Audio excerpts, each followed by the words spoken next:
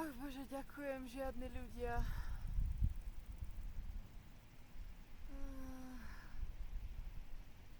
Už by som aj šla celkom domov. Možno ani nie domov, ale trošku od tohto miesta. Asi začínam mať nejakú ponorkovú chorobu, alebo čo, po tých 2 mesiacoch. Sice to nie sú ešte 2 mesiace, ale dneska je sobota a budúci týždeň v stredu, ak sa nemýlim, to budú 2 mesiace. Milujem tú prírodu tu, ale keď som uzavretá v spoločnosti ľudí, ktorým musím nejak vysvetľovať, že prečo idem napríklad von až teraz, je 3:30 a doteraz som sa nemohla nejak prinútiť ísť von, pretože som nechcela stretnúť žiadnych ľudí a nechcela som s nikým interagovať, nechcela som proste nikoho vidieť. A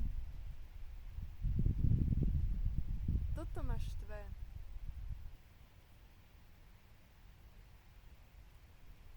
Všade sú čučoriedky mňam.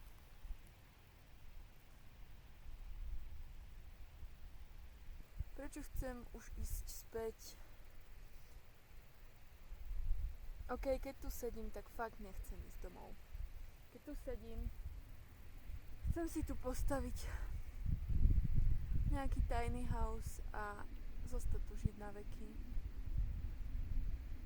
Ale keď sa vrátim späť, vidím tam plno turistov a ľudí, ktorým musím nejakým spôsobom vysvetliť, kam idem. Musím sa tváriť sociálne. Musím rozprávať a ja nechcem sa s nikým baviť. Nechcem nikomu nič vysvetľovať. Čo mi akože úplne najviac vadí je to, že jednak v kuchyni väčšinou niekto je a musím prispôsobovať čas, kedy jem a koľko jem a nemôžem si povedať, že čo chcem jesť. Akože asi by som čiastočne mohla. Nehovorím, že varia zle, to nie, ale kým som sem prišla, tak som sa zvykla stravovať tak, že som jedla od 9. do 5. a potom som už nič nejedla. Síce o 9. raňajkujeme, čo je super, alebo o 8:30, to je jedno, pol hodina hore dole, ale večer, ale potom jeme, dajme tomu o 11. alebo do tej 12. A potom by som bola hladná už o 4. lenže pracujeme. Takže ono to nejak nevychádza. A potom jeme až večer po práci, čo je okolo niekedy 7, pol 8, čo je na mňa dosť neskoro. A napríklad dnes som mala na obed iba polievku. A ktorý normálny človek sa naje normálne z polievky? Veď mne polievka vytrávi tak do pol hodiny. A potom som znova hladná. A ja mám rada jesť a jem celkom dosť. Takže polievka mi určite nestačí. A keďže som svoje zásoby jedla, ktoré som mala nejaké, stihla pojesť možno aj v ten deň, kedy som si ich nakúpila.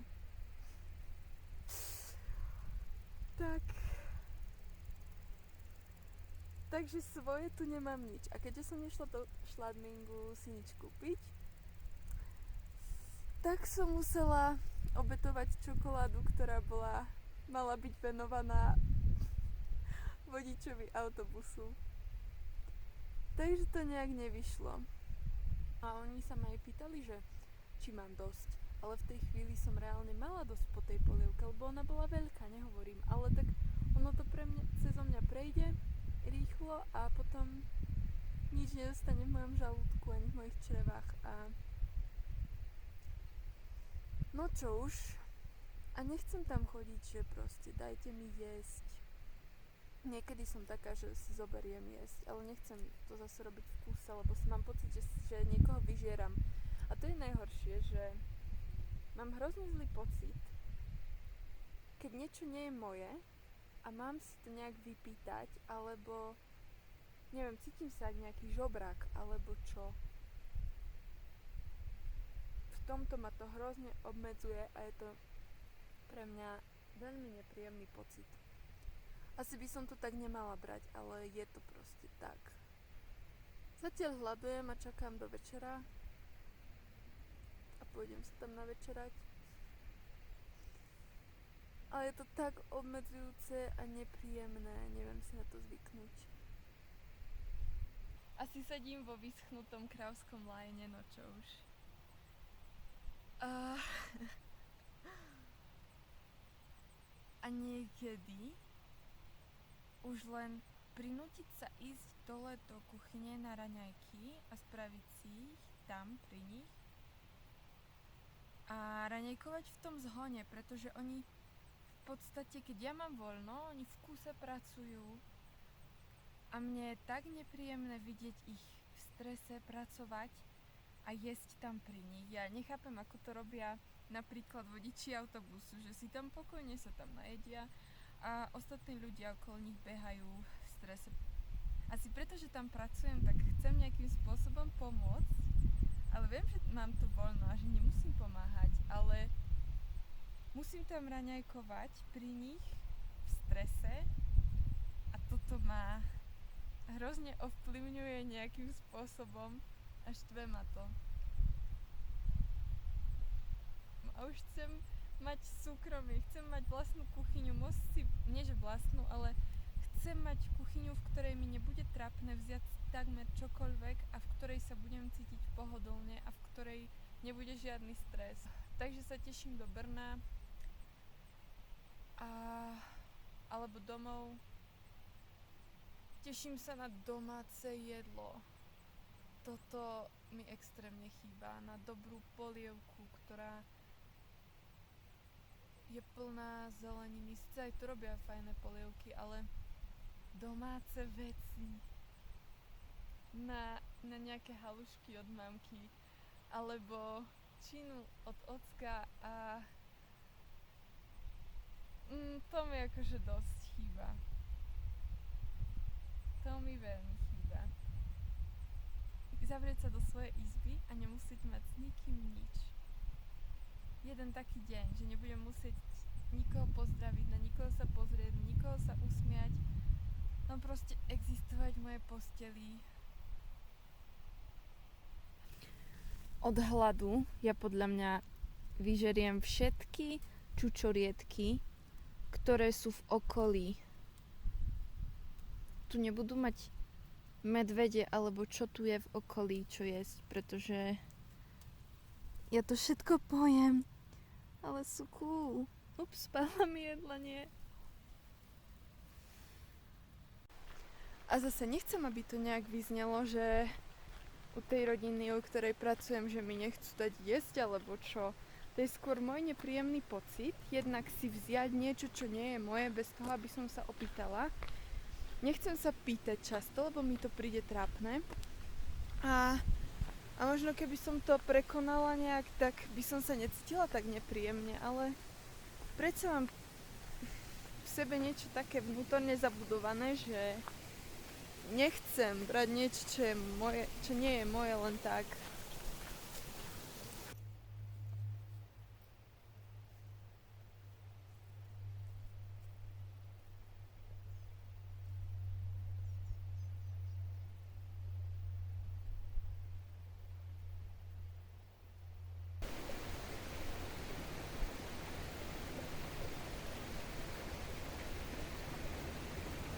Možno to vyznie zvláštne, ale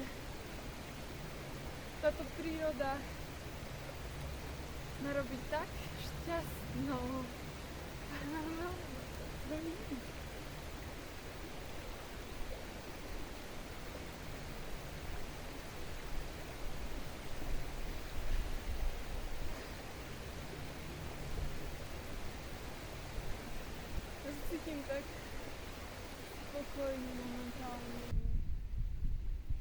Uvedomujem si, ako rozpoltene to musí znieť, pretože pred pár minútami som sa ešte sťažovala a hovorila o tom, čo všetko mi chýba. Ale dnes to počasie, to prostredie naplňa moje srdce takou neskutočnou radosťou. To je normálne ťažké opísať, ale verím, že raz budem bývať na takomto mieste, lebo to je taký pokoj.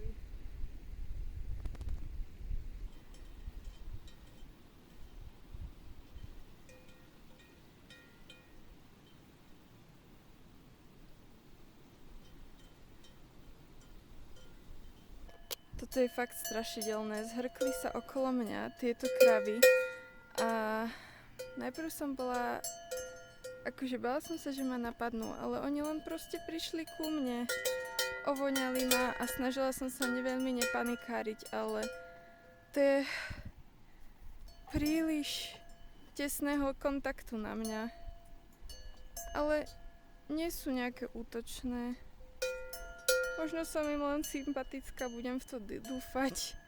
Ale sú zlaté, pravdepodobne sú to teliatka, možno nie, ale... Fú, srdce som mala v gatiach. Prepáčte, ale ja vám nič nedám. Ty kokos, fú. A skoro sa rozbehli, no fakt mi nebolo všetko jedno. Prečo ste si ma vybrali? Oh my god. Len nech na mňa prosím nikto takto neskočí, lebo sa doserem. OK, len nerobiť žiadne prudké pohyby. Akože fakt pomoc, neviem čo mám robiť. Jedna krava tu teraz skočila na druhú. A bála som sa, že na mne pristanú. Ty kokos, no ja som dosraná. OK, jedna práve čúra. Ako som tak kráčala, tak mi napadli dve protichodné myšlienky a zároveň doplňujúce sa myšlienky. Jedna bola od môjho šéfa, ktorý, keď som sa učila robiť studenú kuchyňu a nebola som si istá veľmi jedným chodom, ono sa to volá breteliáze. A je to v podstate taká obložená misa, ktorá ktorá je určitým spôsobom naaranžovaná a obsahuje hrozne veľa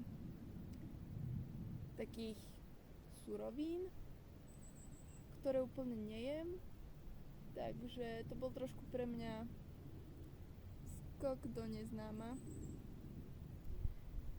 A nevedela som si to zapamätať, respektíve som si nikdy nebola istá, či tam niečo chýba, alebo či tam ešte niečo treba, alebo to spraviť nejak inak, tak som sa tomu radšej vyhýbala.